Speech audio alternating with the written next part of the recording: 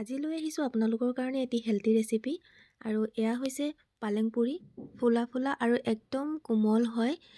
আহকচোন ৰেচিপিটো চাওঁ কেনেকৈনো বনাইছোঁ। প্ৰথমে পালেং শাকখিনি ধুনীয়াকৈ ধুই এটা মিক্সি বাতিত লৈ লৈছোঁ। অকণমান আদা ৰুকি দিছোঁ আৰু এয়া দেখিছেনে পেষ্টটো ধুনীয়াকৈ বনাই ল'লোঁ। তাৰ পাছতে এটা বাতিত পেষ্টটো ঢালি দিছোঁ আৰু আটা আৰু ৰিফাইন তেল 2 চামুচ, গোটা জিৰা আৰু সোৱাদ অনুসৰি নিমখ দি ধুনীয়াকৈ সানি ল'ম।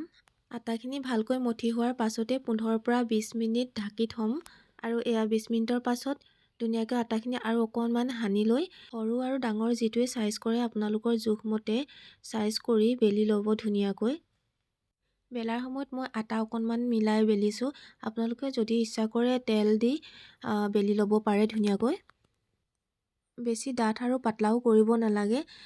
এইটো মই যেনেকৈ দেখাইছোঁ এনেকুৱা থিকনেছটো কৰিব, তেতিয়াহ'লে ধুনীয়াকৈ ফুলিব। আৰু এফালে এখন কেৰাহীত তেল গৰম হ'ব দিছিলোঁ।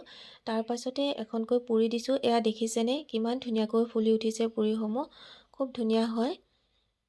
আৰু এয়া চাওক, মই এইটো ছাইডেও দেখুৱাই দিছোঁ অকণমান, এয়া দেখিবলৈ পাইছেনে।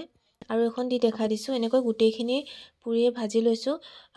যদি আপোনালোকৰ কেৰাহীখন সৰু এখনকৈ দিব পাৰে, যদি ডাঙৰ হয় তেতিয়াহ'লে দুখনকৈও দিব পাৰে।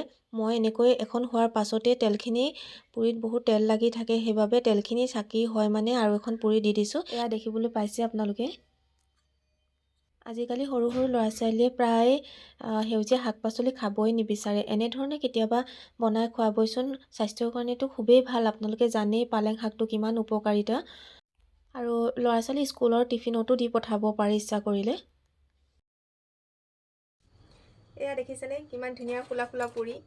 আৰু এইফালে মই লৈছোঁ জাম আৰু দুবিধৰ চাটনি। চাটনিটো মই কেতিয়াবা ৰেচিপিটো আপোনালোকৰ আগত শ্বেয়াৰ কৰিম বাৰু। কিমান ধুনীয়া কোমল হৈছে এয়া দেখিবলৈ পাইছে আপোনালোকে। যিকোনো ভাজি বা তৰকাৰীৰ লগতো খাব পাৰিব।